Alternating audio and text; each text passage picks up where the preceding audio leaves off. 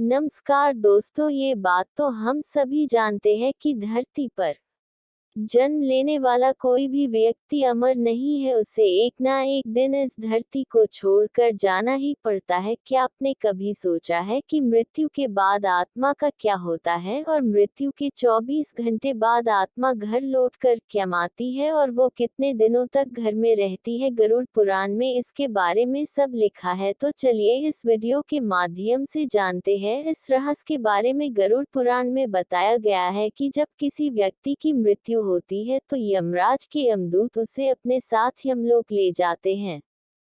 यहाँ पर उसके कर्म के हिसाब से पाप या पुण्य का लेखा जोखा किया जाता है, फिर उसे स्वर्ग या नर्क भेजा जाता है। लेकिन स्वर्ग या नर्क भेजने से पहले 24 घंटे के अंदर यमदूत उस प्राणी की आत्मा को वापस उसी के घर छोड़ जाते हैं।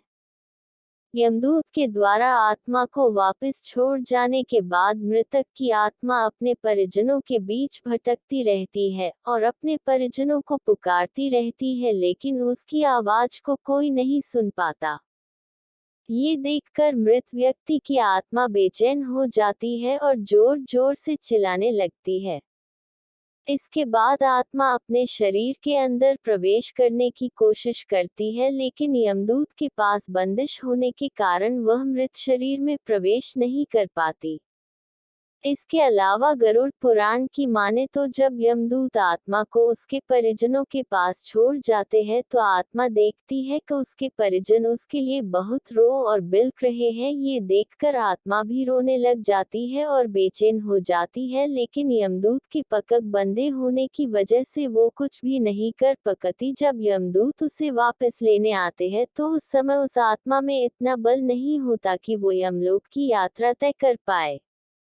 वह भूखी प्यासी भटकती रहती है कि वो अपने परिजनों से बात करना चाहती है, लेकिन शरीर ना होने के कारण कुछ कर नहीं सकती। आप सब पिंडदान के बकरे में तो जानते होंगे। गरुड़ पुराण के अनुसार किसी भी मनुष्य के मृत्यु के बाद जो 10 दिनों तक किया जाता है उससे मृतक आत्मा के विभिन्न अंगों की रचना होती है, और जो 11वें और 12वें दिन पिंडदान किया जाता है उससे मृतक आत्मा रूपी शरीर का मांस और त्वचा का निर्माण होता है। और जब 13वें दिन 13वीं की जाती है तो उस दिन मृतक के नाम का पिंडदान किया जाता है।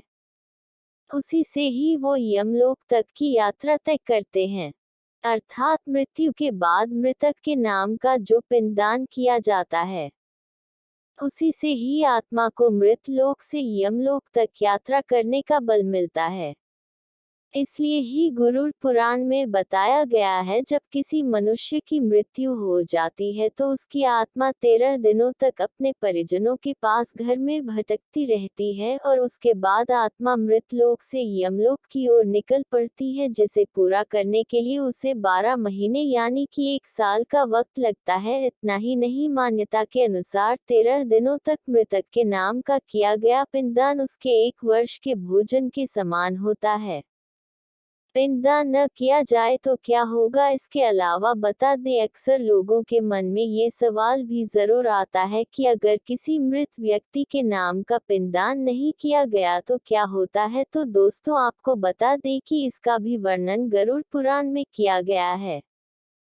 जी हाँ, जिस मृतक व्यक्ति का पिंडदान नहीं किया जाता, यमदूत उसे 13वें दिन जबरदस्ती घसीटे हुए यमलोक की ओर ले जाते हैं और मृतक व्यक्ति की आत्मा को इस दौरान काफी कष्ट उठाना पड़ता है। इसलिए हिंदू धर्म में मनुष्य की मृत्यु के बाद 13 दिनों तक पिंडदान करना आवश्यक माना गया है।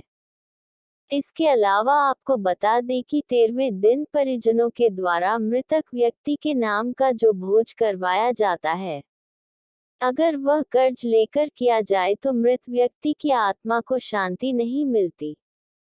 इतना ही नहीं, गरुड़ पुराण में ये भी बताया गया कि जो व्यक्ति जीवित रहते हुए अच्छे कर्म करता है, मृत्यु के बाद उसकी आत्मा को यात्रा के दौरान यमदूत कोई कष्ट नहीं देते, और जो व्यक्ति बुरे कर्म करते हैं उसकी आत्मा को यमदूत यात्रा के दौरान कई यातनाएं देता है और आत्मा को कई कष्ट भोगने पड़ते हैं।